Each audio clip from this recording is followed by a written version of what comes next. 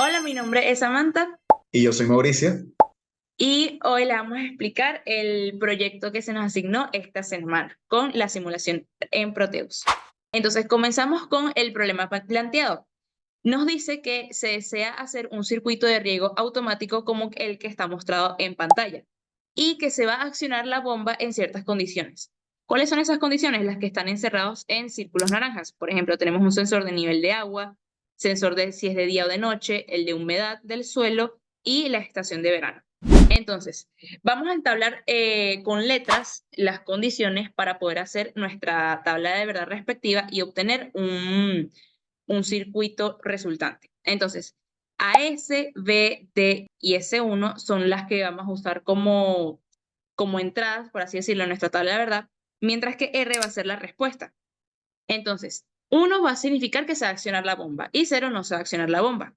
Tenemos que el enunciado del problema nos había dicho que quiere que accionemos la bomba cumpliendo ciertas condiciones, que son las que están acá en pantalla. Por ejemplo, la primera condición dice que el circuito va a accionar la bomba solamente cuando la tierra esté seca. Luego, para evitar que la bomba se estropee, nunca se va a accionar la bomba cuando el depósito de agua esté vacío. Esto lo vamos a ver mejor en la parte de la simulación en Proteus. En época de verano solo se va a poder regar de noche. También tenemos que el resto del año solo se va a poder regar de día y de noche.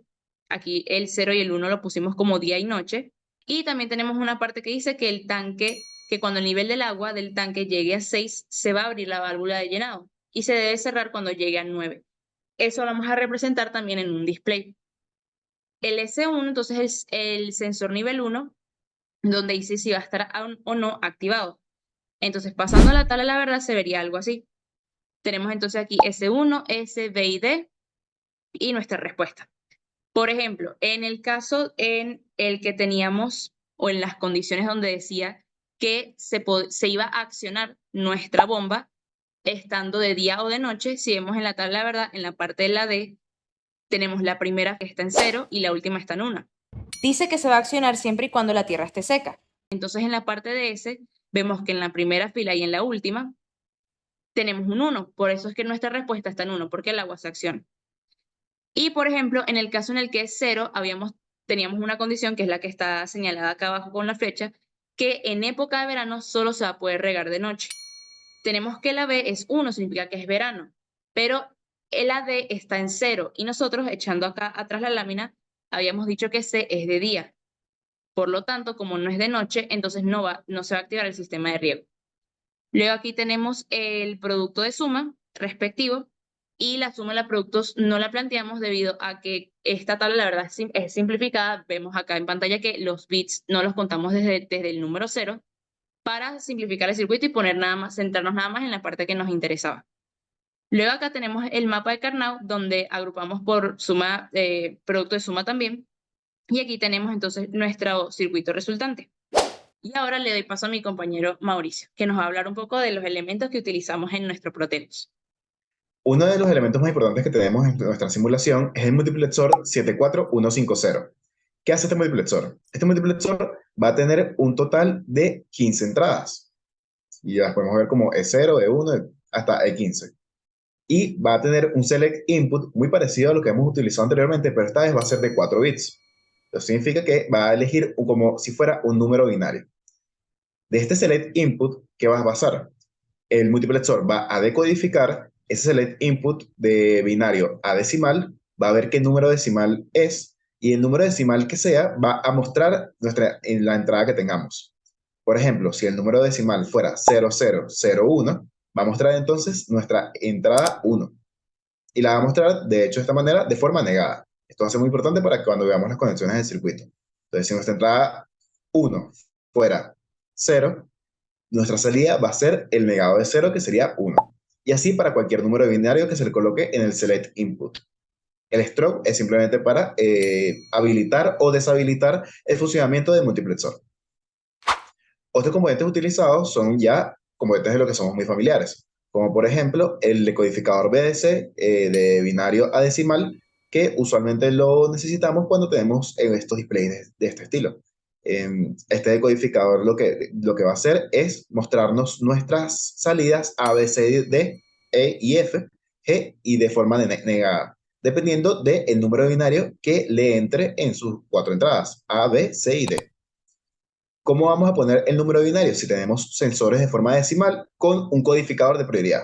Este codificador de prioridad va a seleccionar cuál es la entrada de mayor prioridad, en este caso el bit de mayor representación, que sería por ejemplo el 9. Va a seleccionar cuál va a ser y va a, en su salida, mostrarlos, pero de forma binaria. Si tuviéramos de bajada y de entrada el número 6, él va a representar ese número 6 de una forma binaria de 4 bits. Esta forma binaria de 4 bits va a entrar luego en el 7447 y lo va a mostrar de una forma otra vez decimal, pero de forma tal que el display lo entienda en sus segmentos A, B, C, D y F y G. Y así se mostraría el número que necesitamos en nuestros sensores de riego.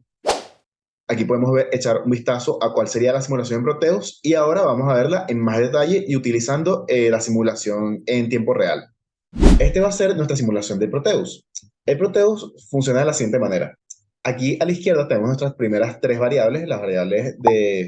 Serían las variables S, B y D, que es la que indican si está seco, si es verano y si es de noche. Aquí de hecho lo podemos ver donde dice humedad, verano y noche. Entonces, ¿qué va a suceder con estas variables? Estas variables las tenemos conectadas a nuestro multiplexor 74150. Nos van a arrojar un número binario aquí acompañado con el otro bit, que es el sensor 1, que aquí lo estamos representando como si fuera unos switches, ya que no contamos con los sensores del tanque de agua. Y cuando entre a nuestro número binario aquí, nuestro multiplexor va a mostrar la entrada que diga nuestro número binario. En este caso, el número binario sería 1101. Este número binario sería el número 13. Nos vamos a nuestro número 13 y estaría mostrando esta línea y estaría encendido. Nuestro multiplexor nos va a mostrar esa misma línea, pero negada, lo que estaría apagado. Y por eso es que conectamos el LED de forma inversa como usualmente lo conectamos, que sería viendo nuestra salida como si fuera la Tierra. Entonces el LED se va a prender cuando nuestra salida sea cero, nuestra salida negada. Entonces nuestra verdadera salida en tal caso sería 1. Podemos ver, por ejemplo, que para el único caso donde nuestra bomba de agua no va a encender cuando el nivel sea 1 y cuando el clima sea seco, es cuando no sé, es cuando sea de verano y no sea de noche. Aquí lo podemos ver que está indicado que no es verano y no es de noche. Entonces nuestra salida va a elegir su número binario, que sería 1110. Este número binario va a ser el número 14, que indica esta línea. Esta línea está apagada, va a mostrar la salida encendida y no va a lograr prender el LED. Para la entrada de agua, simplemente nos va a hacer falta ver los niveles de agua. Los niveles de agua, como ya dije, están representados por los switches. Estos switches están pasados luego por un LED y un codificador de prioridad que va a explicar mi compañera después. Pero simplemente para la entrada de agua voy a necesitar que el número 6 esté encendido siempre y cuando el número 9 no esté encendido. Aquí como estoy usando resistencias pull-up, voy a usar lógica negada. Entonces necesito que el 6 esté apagado siempre que el 9 no esté apagado. Eso en una función o una tabla de la verdad se vería como 6 negado multiplicado por 9. 6 negado multiplicado por 9, voy a tener que negar el 6 y multiplicar todo por un NAND. Este NAND verdaderamente tendría que volver a negarlo para mostrar luego mi entrada verdadera. Pero como volteo el LED y lo coloco de forma inversa, como igual que el otro LED, no me hace falta negarlo otra vez y así hago más simple el circuito y utilizo menos compuertas lógicas. Voy a simularlo y por ejemplo aquí pueden ver que cuando nuestras switches van subiendo, en el número 6 empieza lo que es la entrada de agua y se va a parar cuando lleguemos al 9. Cuando lleguemos al 9 no va a volver a entrar agua en el tanque, se va a parar de llenar. Si se vuelve a vaciar, vuelve a entrar agua. Ahora para el resto del circuito, mi compañera Samantha va a explicarlo.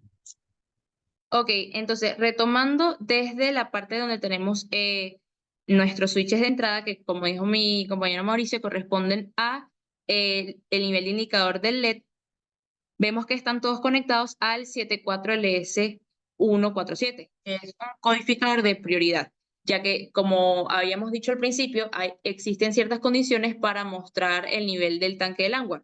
Entonces aquí conectamos esos indicadores a el chip de prioridad, que vemos que trabaja con lógica negada, por eso es que volvemos a negar a la salida, que eso representan los círculos que están acá en el 147 y luego llegamos al 7447, que es el decodificador BCD, que agarrará entonces esas entradas en binario y las va a mostrar o las va a sacar en la salida, que lo tenemos conectados a las resistencias y directamente a nuestro LED, que trabaja con ánodo común, por eso es que tenemos conectado a entradas altas, VCC.